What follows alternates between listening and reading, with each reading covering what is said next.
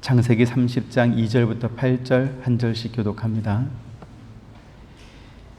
야곱이 라헬에게 성을 내어 이르되 그대를 임신하지 못하게 하시는 이는 하나님이시니 내가 하나님을 대신하겠느냐.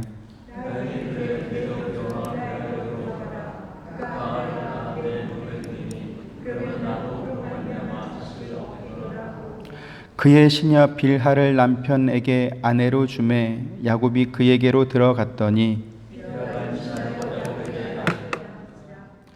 라헬이 이르되 하나님이 내 억울함을 푸시려고 내 호소를 들으사 내게 아들을 주셨다 하고 이로 말미암아 그의 이름을 단이라 하였으며 같이 라헬이 이르되 내가 언니와 크게 경쟁하여 이겼다 하고 그의 이름을 납달리라 하였더라. 아멘. 하나님께서 야곱의 이름을 이스라엘이라 바꾸신 후에 그가 낳은 12아들을 하나님의 자녀와 백성으로 삼아 주셨습니다. 그리고 그들 모두에게 하나님께서 아브라함에게 약속하셨던 복을 주셨습니다. 하나님께서는 야곱의 셋째 아들이었던 레위 지파를 특별하게 구별하여 그들에게 성전과 제사의 일을 전적으로 맡아서 하도록 그렇게 맡기셨습니다.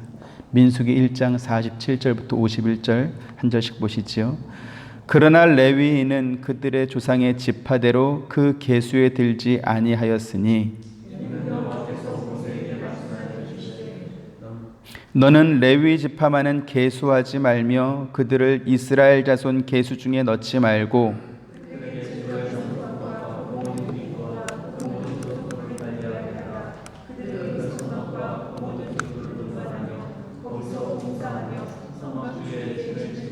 같이 성막을 운반할 때에는 레위인이 그것을 걷고 성막을 세울 때에는 레위인이 그것을 세울 것이요 외인이 가까이 오면 죽일지며. 아멘. 네, 그래서 이스라엘의 12지파를 말을 할 때 레위인은 그 12지파에 들어가지 않습니다. 대신에 레위가 빠진 그 빈자리에는 요셉의 두 아들이었던 므낫세와 에브라임이 한 사람은 레위를 대신하고 또 한 사람은 요셉을 대신해서 그래서 12지파가 이루어지는 것입니다. 지난 시간에도 말씀드렸던 것처럼 야곱의 12아들은 서로 다른 4명의 어머니로부터 태어나서 이렇게 자라게 된 복잡한 가정사가 있는 그러한 형제들이었습니다.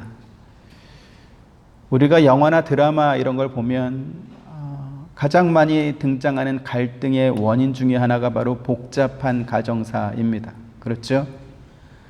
가정의 사연이 복잡하다라는 말은 서로 간의 이해관계가 복잡하다라는 뜻입니다. 아버지가 같거나 어머니가 같은 형제들이 그렇지 않은 다른 형제를 시기하거나 혹은 공격하기도 하고 또 그렇게 생겨난 갈등으로 인해서 형제들끼리 원한과 복수로 이어지는 것입니다. 재밌는 건 뭐냐면 그렇게 영화나 드라마가 막장 같은 이야기로 갈수록 사람들이 더 좋아하더라는 것이죠. 그래서 시청률이 아주 높은 그런 드라마일수록 이런 막장 같은 이야기가 마지막 회까지 이어지는 것을 우리가 또 통계로 볼 수가 있습니다. 사람들이 이와 같은 막장 같은 이야기를 좋아한다라는 것은 바꾸어 말하면 또 어떤 이야기가 되냐면 사람들이 그러한 이야기들에 공감한다라는 것이고 또 실제로 그러한 일들이 우리 주변에서 일어나고 있다라는 것을 반증하기도 하는 것이죠.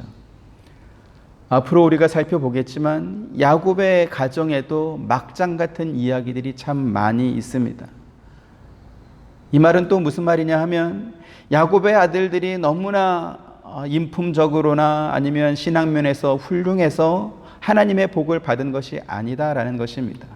오히려 그 반대의 인물들이었음에도 불구하고 하나님께서 그들에게 복을 주신 것이죠. 하나님께서 야곱의 아들들을 얼마나 사랑하고 위하셨는가 하는 것을 확인할 수 있는 대표적인 상징물이 있습니다. 그게 뭐냐 하면 대제사장이 겉옷 위에 조끼처럼 입는 옷을 에봇이라고 말을 하는데 그 에봇에 12 아들들의 이름을 새긴 금과 또 12 아들의 이름이 새겨진 보석을 이렇게 가슴에 흉패로 달도록 하신 것입니다. 출애굽기 22장 15절부터 22절 한 절씩 보시죠. 너는 판결 흉패에 에봇 짜는 방법으로 금실과 청색, 자색, 홍색 실과 가늘게 꼰 배실로 정교하게 짜서 만들되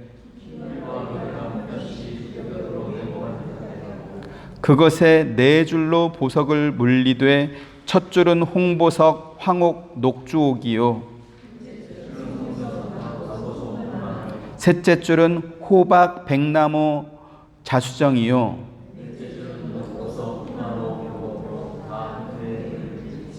이 보석들은 이스라엘 아들들의 이름대로 12이라 보석마다 12지파에 한 이름씩 도장을 새기는 법으로 새기고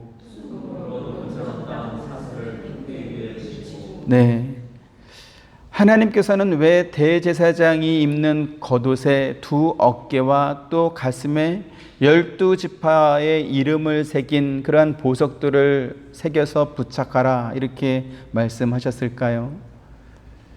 대제사장은 대속죄 이래 이스라엘 지파 전체가 지은 죄의 용서를 구하기 위해 숫송아지의 피를 가지고 지성소로 들어가서 하나님 앞에 중보의 사역을 하는 사람입니다.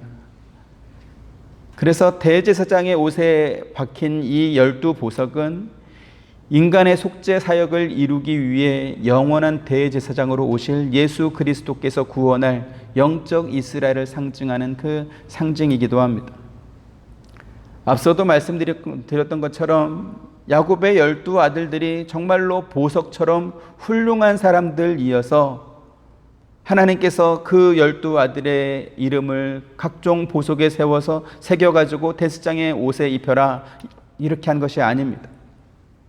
그들 가운데는 세상에도 없을 것 같은 막장 같은 인생을 산 그러한 사람들이 있었음에도 불구하고 하나님께서 그들을 보석처럼 여겨서 그들을 사랑하시고 그들을 구원하셨다라는 것입니다. 야곱의 12 아들들은 한 남편을 두고 서로 시기하는 2 여인의 갈등이 그들이 낳은 아들들에게로 전가된 여인의 서운함과 한맺힘이 대물림된 그러한 결과물이었습니다. 다행히도 지난 시간에 우리가 살펴본 것처럼 레아가 4번째로 낳은 유다를 통해서 내가 이제는 여호와 하나님만을 찬양하겠다라는 그러한 고백을 하긴 하지만 그 전까지 레아는 그러한 신앙이 아니었고 그러한 마음이 아니었던 것이죠. 아들을 3명이나 낳았어도 자기보다 동생을 더 사랑하는 그 야곱에 대한 남편에 대한 그리움과 서운함과 원망으로 하나님 앞에 자기의 처지를 매일 부르짖으며 살았던 사람이 바로 레아였습니다. 그러면 남편의 사랑을 언니보다 더 많이 받았던 라헬은 부족한 것이 없었을까요? 오늘 우리가 읽은 본문에는 그때까지 자녀를 낳지 못했던 라헬의 상태를 고스란히 보여주는 그러한 말씀이 있습니다. 1절 같이 보시죠. 시작. 라헬이 자기가 야곱에게서 아들을 낳지 못함을 보고 그의 언니를 시기하여 야곱에게 이르되 내게 자식을 낳게 하라. 그렇지 아니하면 내가 죽겠노라. 이랬습니다. 성경을 통해서 우리가 확인하고 있지만 라헬이 아이를 낳지 못하는 이유가 야곱에게 있습니까? 그런 것 같지는 않습니다. 왜요? 이미 레아가 4명의 아들을 낳았기 때문에 야곱에게는 아무런 문제가 없습니다. 하지만 아들을 4명이나 얻은 언니에 대한 질투와 또 경쟁심에 빠진 이 라헬이 야곱이 도무지 할 수 없는 요구를 하면서 그렇지 않으면 내가 죽겠다 이러한 협박을 지금 하고 있습니다. 레아가 아들을 낳을 수 있었던 이유에 대해서 성경은 하나님께서 그의 태를 열어주셨다 이렇게 말씀하고 있습니다. 창세기 29장 31절 같이 보시죠. 시작. 여호와께서 레아가 사랑받지 못함을 보시고 그의 태를 여셨으나 라헬은 자녀가 없었더라 이랬습니다. 그래서 야곱이 라헬에게 했던 대답도 내가 하나님을 대신할 수 있겠느냐? 나는 그럴 수 없다 이렇게 말했죠. 레아가 4명의 아들을 낳았지만 그 생명은 전부 하나님께서 그에게 주신 것이었습니다. 여인이 생명을 잉태하고 또 태어난 그 생명이 70년, 80년 인생을 살다가 하나님께서 정하신 때에 정하신 뜻대로 돌아가는 모든 여정은 하나님의 은혜와 또 하나님의 주권에 속한 그러한 것입니다. 따라서 라헬은 자기 남편 야곱을 다그치고 협박할 것이 아니라 자기도 아들을 낳을 수 있도록, 자녀를 낳을 수 있도록 해달라고 하나님 앞에 나와서 은혜를 구하고 긍휼을 구하는 기도를 드려야 마땅했습니다. 그러나 라헬은 하나님 앞에 기도하기보다는 자기가 원하는 결과물을 얻기 위해서 인간적인 방법을 사용했습니다. 3절에서 5절 또 보시죠. 라헬이 이르되 내 여종 빌하에게로 들어가라. 그가 아들을 낳아 내 무릎에 두리니 그러면 나도 그로 말미암아 자식을 얻겠노라 하고, 같이 빌하가 임신하여 야곱에게 아들을 낳은지라 이랬습니다. 언니에 대한 질투와 경쟁심, 그리고 자기는 아들이 없다라고 하는 이 상대적 박탈감과 또 자기의 자존심을 세우기 위해서 자기 여종을 남편 야곱에게로 아내로 또 들여보낸 것입니다. 그렇게 해서라도 아들을 얻어서 그래서 자식이 없는 어떤 자신의 억울함을 풀어보겠다라는 그러한 마음이었던 것이죠. 그래서 빌하가 아들을 낳자 그 아들의 이름을 공평하게 해주셨다라는 뜻을 가진 단이라는 이름을 지어주고 있습니다. 오늘 본문에서는 내 억울함을 푸시려고 이렇게 또 번역되어 있죠. 이처럼 단은 누군가의 억울함을 풀어주려고 또는 누군가의 공허한 마음을 채워줘서 조금이나마 공평하다라는 어떠한 느낌을 들게 해주는 도구로 태어난 사람이 바로 단이었습니다.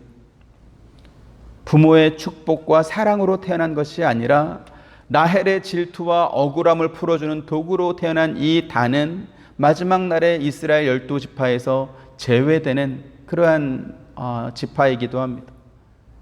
그래서 죽음을 앞둔 야곱이 단을 위해서 유언하며 기도했던 내용이 우리가 주목해 볼 만합니다. 창세기 49장 16절부터 18절. 단은 이스라엘의 한 지파같이 그의 백성을 심판하리로다.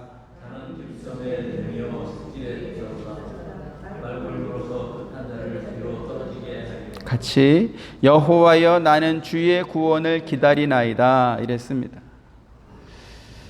아버지가 아들에게 해주는 유언 치고는 내용이 상당히 심각하고 의미심장합니다.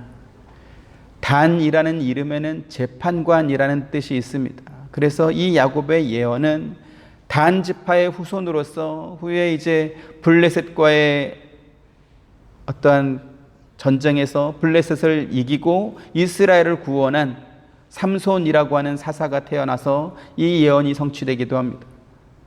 하지만 단 지파는 야곱의 예언과 같이 길섭의 뱀이요 샛길의 독사처럼 사납고 잔인하게 다른 사람의 것을 빼앗고 또 평화로운 백성을 칼날로 죽이는 그러한 지파가 됩니다. 모세의 죽음 이후에 이스라엘 백성들이 여호수아와 함께 요단강을 건너서 가나안 땅을 정복해 들어갑니다. 각 지파마다 자기들의 땅을 이렇게 분배받고 그 땅에 거주하던 거민들을 쫓아내고 그 땅을 자기의 것으로 이렇게 삼게 되는 것이죠. 그런데 단 지파는 자기들이 분배받은 그 땅에 거주하던 아모리 족속을 이기지 못하고 그 땅을 차지하지 못합니다. 결국은 떠돌이 신사가 되어서 여기저기 이렇게 다른 지파에 이렇게 빌붙어서 살기도 하고 또 다른 사람들을 이렇게 다른 것을 빼앗기도 하는 그러한 지파가 되는 것입니다. 다른 11지파가 모두 그곳에 살던 가나안 거민과 전쟁에서 승리하고 그 땅을 차지했습니다. 근데 단지파는 아모리 족속을 몰아내지 못하고 오히려 그들에게 쫓겨서 산 위로 쫓겨나는 그러한 일들이 생기고 결국 그 땅을 포기하게 되는 겁니다. 왜 그렇게 되었을까요? 그 땅을 정복하라라고 하신 하나님의 말씀을 온전히 믿지 못했기 때문에 그렇습니다. 사실 쉽지 않은 전쟁이었죠. 하지만 다른 모든 11지파는 그 땅을 정복해 들어갔습니다. 그러나 단 지파는 아무리 족속이 강하다라는 어떤 그러한 선입견, 자기들이 이길 수 없을 것 같다라는 어떤 그러한 불안감 때문에 끝까지 몰아내지 못하고 오히려 전쟁에서 패전한 것입니다. 이처럼 떠돌이 신세가 된 단 지파는 여기저기 돌아다니다가 자기들보다 약한 백성들이 보이면 잔인하게 그들을 노략하고 또 그들의 땅을 빼앗았습니다. 사사기 18장 27절부터 30절 보시죠. 단 자손이 미가가 만든 것과 그 제사장을 취하여 라이스에 이르러 한가하고 걱정 없이 사는 백성을 만나 칼날로 그들을 치며 그 성읍을 불사르되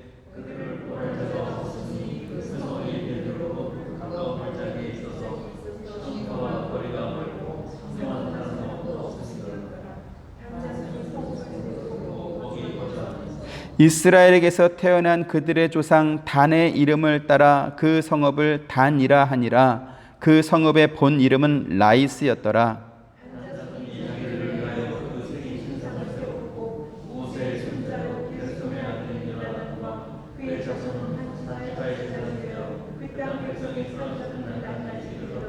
네, 단지파 사람 600여 명이 미가라고 하는 사람의 집에 들어가서 그 집을 노략합니다. 그 집에 있던 드라빔 우상과 각종 우상을 탈취해서 나오고 또 미가라는 사람 집에 있던 제사장도 자기들의 소유로 빼앗아 왔습니다. 그러고는 한가하고 걱정 없이 사는 백성들을 공격해서 그 땅을 자기 것으로 만들고 그 성읍의 이름도 원래 라이스라는 성이었는데 단이라는 성읍 이름으로 바꿔버립니다. 라이스 사람들이 살던 그 땅은 단지파가 분배받은 땅이 아니었습니다. 그런데 그들은 자기들이 정복해야 되는 땅은 하나님에 대한 불신앙으로 정복하지 못하고 평화롭게 사는 사람들의 땅인 이 라이스를 잔인하게 공격해서 그래서 그 성읍을 빼앗은 이 지파가 바로 단 지파였던 것이죠. 더욱 최악인 것은 뭐냐 하면 단 지파는 자기들을 위해서 산당을 짓고 우상을 만들고 또 그 우상을 대신 섬겨줄 제사장까지 세워서 그래서 우상을 섬기는 지파가 되고 만 것입니다. 원래 이스라엘 백성들은 광야 시대와 또 여리고 정복 시대, 가나안 정복 시기, 그리고 사사 시대를 거쳐서 나중에 이제 솔로몬이 예루살렘 성전을 짓기 전까지 성막을 중심으로 신앙생활을 하고 또 생활을 했습니다. 사무엘도 성막이 있는 실로라는 곳에서 백성들에게 이렇게 하나님의 뜻을 전했던 것입니다. 창세기 33장 21절 같이 보시죠. 여호와께서 실로에서 다시 나타나시되 여호와께서 실로에서 여호와의 말씀으로 사무엘에게 자기를 나타내시니라 이랬습니다. 이처럼 이스라엘의 11지파는 실로에 있는 성막을 중심으로 또 성막에 있는 제사장에게 말씀하시는 하나님의 말씀을 듣고 그들의 생활에 어떠한 기반을 삼았습니다. 그런데 단지파는 성막 곧 성전 중심의 신앙생활을 한 것이 아니라 자기들을 위해서 산당을 세우고 우상을 만들고 그 우상을 섬겨줄 제사장까지 세워서 그래서 우상을 섬겨 나갔던 것이죠. 이렇게 시작된 우상 숭배는 이제 나중에 이스라엘이 북왕조와 남왕조로 이렇게 나뉘게 되고 북왕조 이스라엘의 여로보암이 그곳의 왕이 된 이후에는 이제 단에 있는 그 산당을 정통성 있게 인정해 주기까지 이르게 됩니다. 열왕기상 12장 27절부터 30절. 만일 이 백성이 예루살렘에 있는 여호와의 성전에 제사를 드리고자 하여 올라가면 이 백성의 마음이 유다 왕 된 그들의 주 르호보암에게로 돌아가서 나를 죽이고 유다의 왕 르호보암에게로 돌아가리로다 하고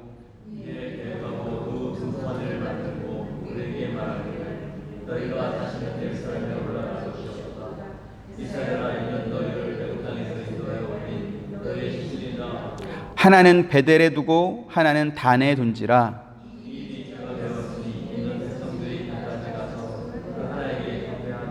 네,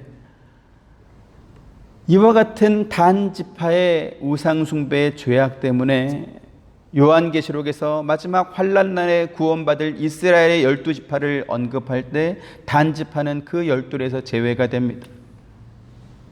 그래서 아까 우리가 읽었던 창세기 49장 18절에 야곱이 단에 대해서 유언을 빼면서 여호와여 나는 주의 구원을 기다리나이다 라고 한 이 말씀이 굉장히 의미심장하게 와닿는 것이죠. 언니에 대한 질투와 또 자기 마음에 품은 어떤 억울함, 공허함 이러한 것을 보상받기 위해서 자기 여종을 통해서 아들을 얻으려고 했던 이 라헬의 불신앙이 이와 같은 결과를 만들어내고 만 것입니다. 그러면 이처럼 자기가 원하는 아들을 얻은 라헬은 만족했을까요? 오늘 성경을 보니까 또 그렇지 않은 것 같습니다. 7절 8절에 라헬의 시녀 빌하가 다시 임신하여 둘째 아들을 야곱에게 낳음에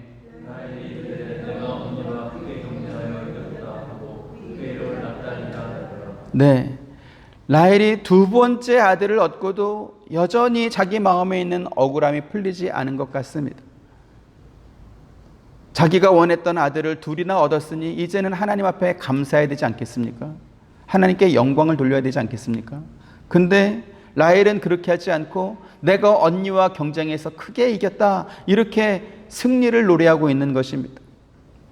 지금 라헬이 언니를 이겼다라고 하는 이 말은 아들을 4명이나 낳은 언니와 경쟁해서 이겼다 이런 뜻이 아니라 아들을 낳게 해주는 하나님의 은혜를 나도 받았다. 언니 너만 받은 게 아니라 나도 그 은혜를 받았다. 이렇게 여겼다는 뜻입니다.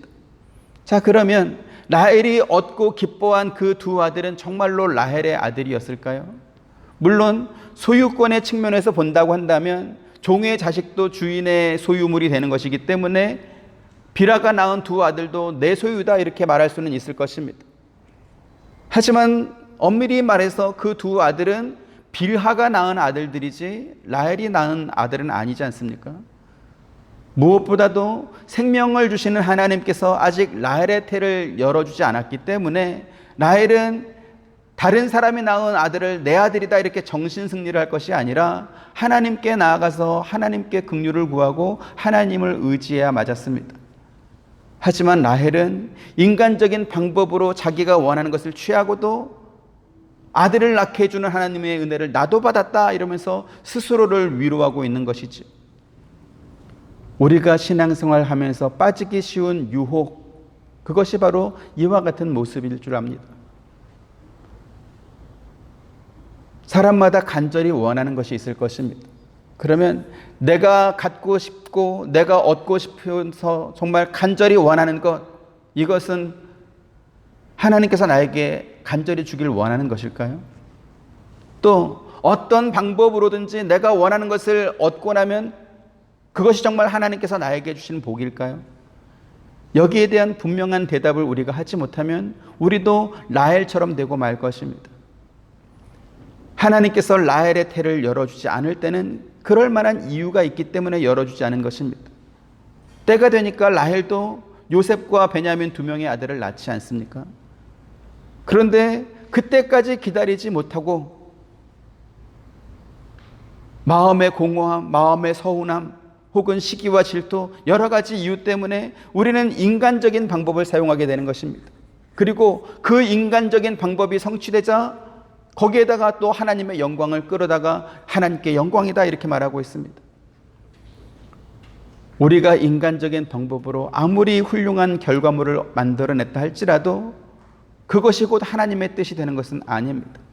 그리고 그렇게 얻은 결과물이 아무리 놀라운 성취물처럼 보인다 할지라도 하나님께서 그것으로 인해서 영광을 받지는 않으십니다. 요한복음 5장 38절부터 42절 보시죠. 그 말씀이 너희 속에 거하지 아니하니 이는 그가 보내신 이를 믿지 아니함이라.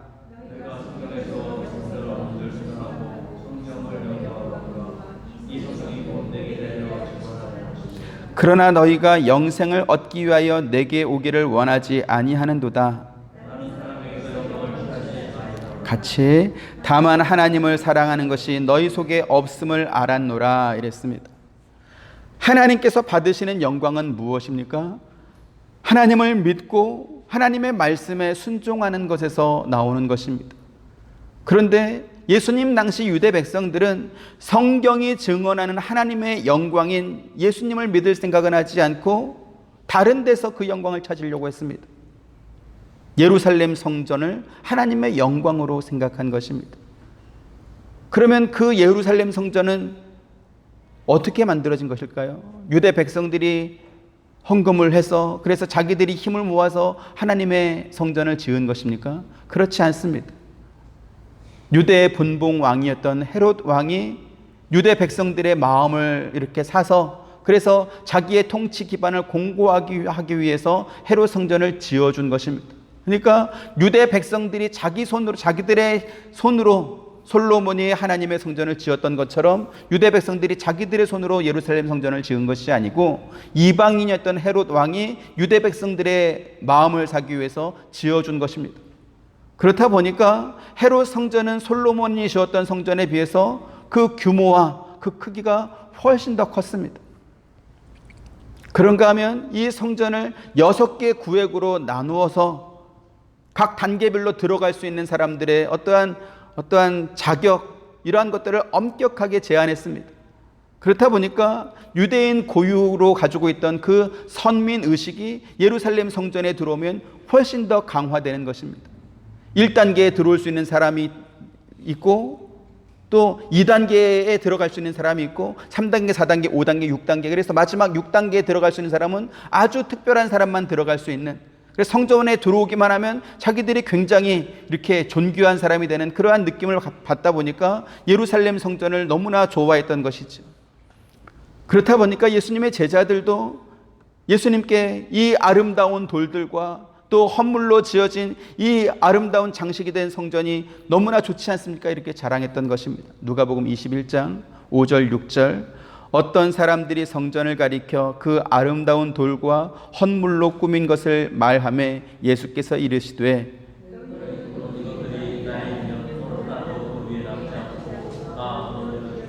네, 여기 어떤 사람들로 번역된 이 말씀은 마태복음과 마가복음에서는 예수님의 제자들이다 이렇게 분명하게 말하고 있습니다. 유대 백성들은 자신이 하나님의 아들이다 라고 말하는 이 예수님을 신성모독의 죄명으로 십자가에 못 박아 죽였습니다.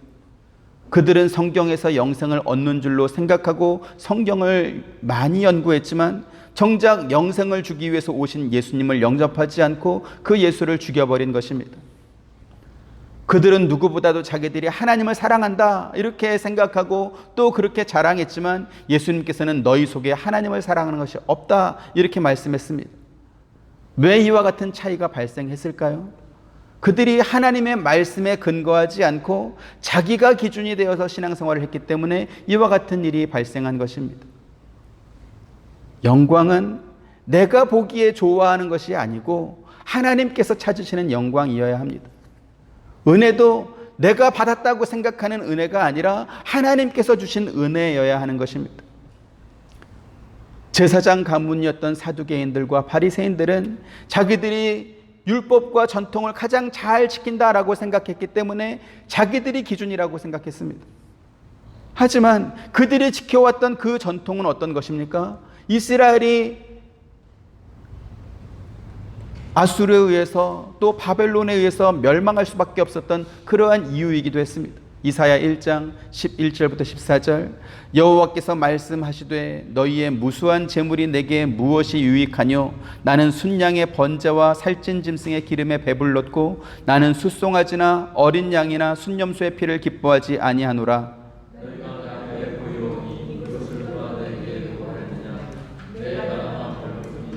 헛된 재물을 다시 가져오지 말라. 분향은 내가 가증히 여기는 바요 월삭과 안식일과 대회로 모이는 것도 그러하니 성회와 아울러 악을 행하는 것을 내가 견디지 못하겠노라.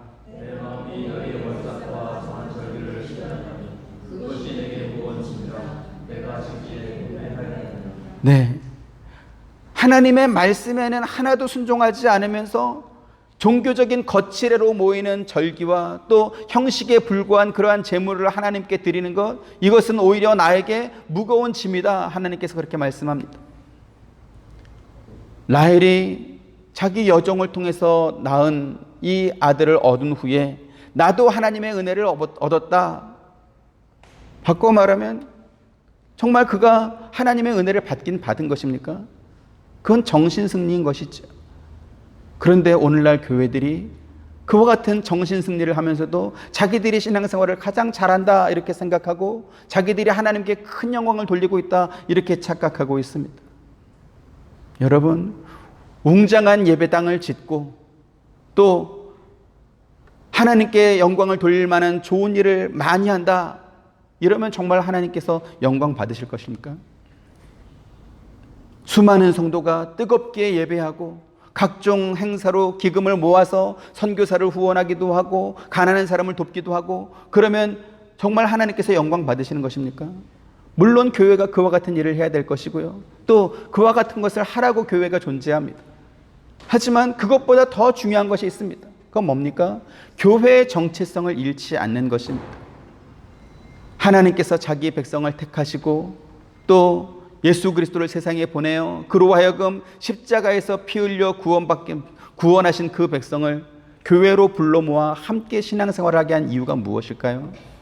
그것은 마치 산 위에 있는 동네요 또 어둠을 비추는 빛과 같이 그 하나님의 백성들이 세상의 기준을 따라 살지 않고 하나님의 기준을 따라 사는 것을 세상에 보여주라고 우리를 교회로 불러 모은 것입니다. 생선이나 어떤 음식물이나 고기나 이러한 것들이 썩고 부패하는 것을 막기 위해 그 위에 소금을 뿌리지 않습니까? 같은 이유로 온갖 죄로 썩고 부패한 세상에서 그 부패한 것이 더는 진행되지 못하도록 이렇게 소금과 같은 역할로 막는 역할로 보내진 사람들이 바로 우리 성도들이요 또 교회인 것입니다.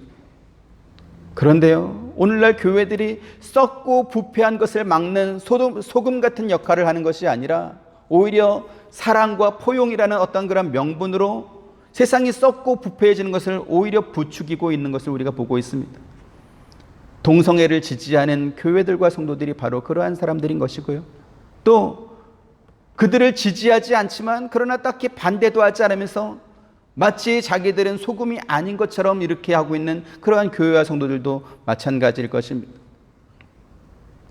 신앙이라는 이름으로 이렇게 돈 내고 뽐내는 것은 너무나 잘하는데 정작 하나님 말씀에 순종해야 되는 이 근본적인 부분에서는 자기가 사는 방식을 하나도 바꾸지 않고 여전히 그냥 예전처럼 살고 있는 그러한 모습도 마찬가지일 것입니다.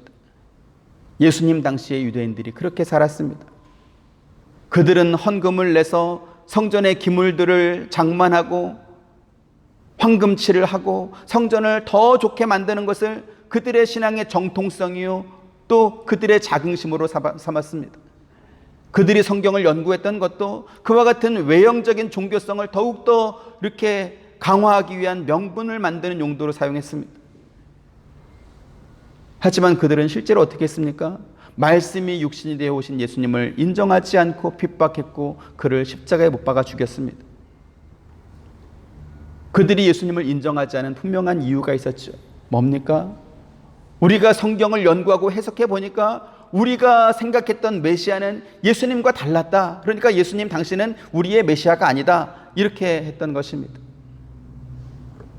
예수님 당시의 바리새인과 사두개인들 그리고 오늘날 교회가 하나님의 뜻과 상관없는 신앙생활을 하면서도 자기들이 잘못하고 있다는 것을 깨닫지 못하는 이유가 바로 이것입니다. 너무나 명백하게 가르쳐 주신 하나님의 말씀을 인간이 생각하는 가치와 인간의 수준에 맞추어서 자의적으로 해석하면서도 그것이 하나님의 뜻이다, 이것이 하나님의 은혜다 이렇게 우기기 때문에 그렇게 되는 것입니다. 하나님께서 세상을 창조하실 때 인간은 거기에 없었습니다. 하나님께서 홍수로 세상을 멸하시고 소돔과 고모라를 멸하실 때 인간이 그 재판의 배심원으로 참석해서 하나님과 함께 결정한 적이 없습니다. 하나님께서 당신의 아들을 세상에 보내어 그로 하여금 인간의 죄를 대신 감당하도록 하셨을 때 인간이 그 하나님의 사랑에 고마워한 적도 없습니다. 창조에서부터 구원에 이르기까지 인간이 한 것이 하나도 없다라는 것입니다. 그런데 그 인간이 어떻게 구원을 주시는 하나님의 사랑과 또 죄를 심판하시는 하나님에 대해서 이것은 맞다, 이것은 아니다 이렇게 간섭하고 생각하고 판단할 수 있겠습니까? 바꿔 말하면 마치 이런 것과 같습니다.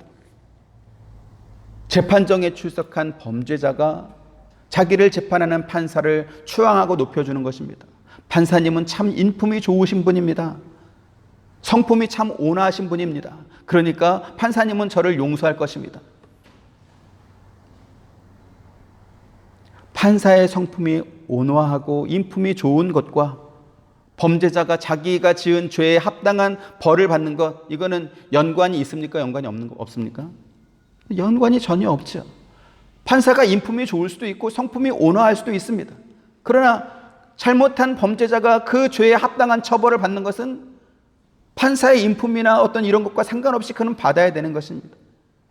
근데 더 가관인 건 뭐냐면 자기의 죄도 감당하지 못한 이 죄인이 다른 사람의 재판까지 참여하면서 저 판사님은 참 성품이 좋으신 분이야. 저분은 참 온화한 분이야. 그러니까 널 용서해 줄 거야. 걱정하지 마. 이건 말이 됩니까? 말이 안 됩니까? 말이 안 되죠. 그 사람의 죄에 대해서 유죄와 무죄를 판별하는 이는 법정에서 판결을 기다리는 범죄자가 아니라 그 재판을 주관하는 판사의 몫인 것입니다. 그런데 오늘날 교회와 목사님들이 마치 자기들이 판사인 것처럼 그렇게 착각하고 그렇게 또 말을 합니다. 목사가 괜찮다라고 말을 하고 교단이 괜찮다라고 말을 하면 하나님께서 죄로 정하신 이 동성애가 괜찮아지는 것이고 죄가 아닌 것이 되는 것입니까?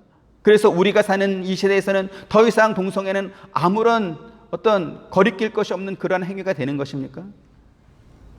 그래서 종교개혁 이후에 우리 선조들은 성경을 읽는 사람들이 자의적인 성경 해석에 빠지지 않도록 하기 위해서 교리체계를 만들고 신앙고백을 만들어서 우리에게 가르쳐 주었던 것입니다.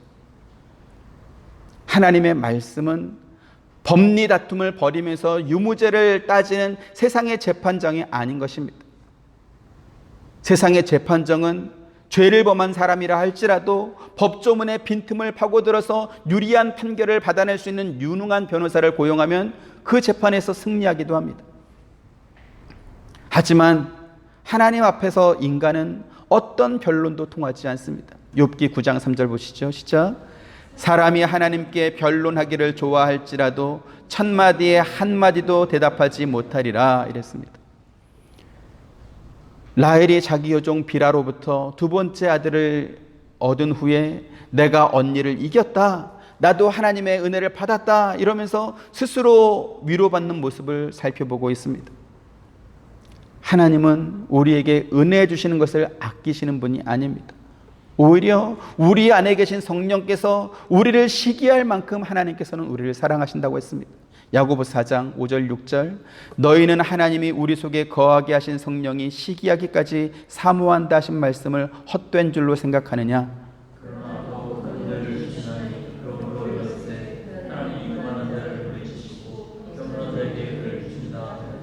네, 하나님께서 우리에게 은혜 주시기를 원하십니다. 그런데 왜 사람들은 하나님의 은혜를 받지 못하는 것일까요?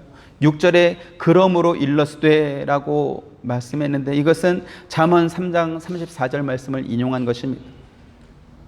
교만한 사람은 은혜 받지 못한다고 했습니다. 교만은 무엇이죠? 남을 비웃거나 업친 여기면서 자기의 우월감을 드러내는 것입니다. 겸손은 자기의 부족함을 인정하고 창조주 하나님을 전적으로 의존하는 것입니다.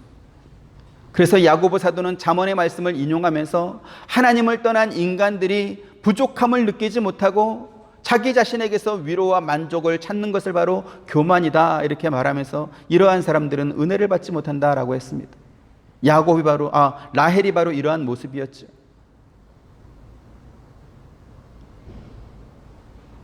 사람에게 생명을 주시는 이가 하나님이시니 라헬은 하나님께 은혜를 구하고 자기의 부족한 것을 호소하면서 그래서 하나님께서 자기에게 이렇게 자녀를 낳을 수 있도록 해주시기를 간절히 구해야 됐습니다. 근데 라헬은 하나님께 구하지 않고 자기 여종을 통해서 둘째 아들을 낳은 후에 스스로 위로하고 있는 것이죠. 나도 은혜를 받았다라는 것입니다. 하나님께서 라헬에게 은혜를 베풀지 않았는데 자기 혼자 은혜 받았다라고 말하면 그게 정말로 하나님의 은혜가 되는 것입니까? 이런 식의 억지 은혜를 받을 것이 아니라 진짜 은혜를 받아야 될 줄로 믿습니다. 야고보 사도가 말한 것처럼 하나님께서는 우리에게 은혜 주시기를 아끼지 않는 분입니다.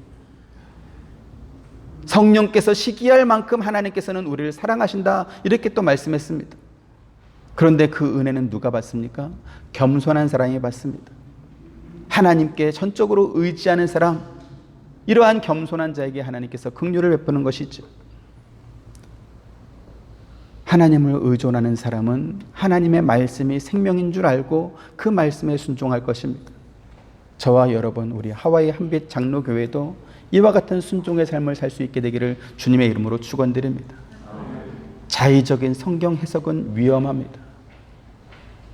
자기 스스로 인간적인 방법으로 내가 원하는 것을 취하고 나서 이것이 하나님께서 나에게 주신 복이다, 이것이 하나님이 나에게 주신 은혜다, 이렇게 우기면 그게 정말로 하나님께서 주신 것이 됩니까? 그렇지 않다라는 것이죠. 우리는 부족합니다. 연약합니다. 하나님, 나를 사랑하시고 나를 생각하시고 나를 도우시옵소서.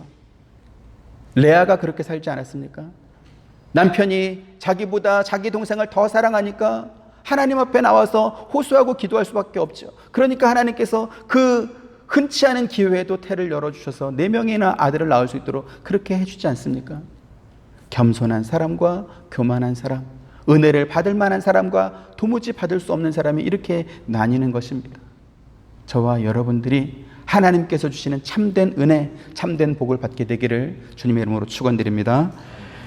은혜로우신 아버지 하나님, 감사합니다. 우리는 하나님의 은혜에 배고픕니다. 목마릅니다.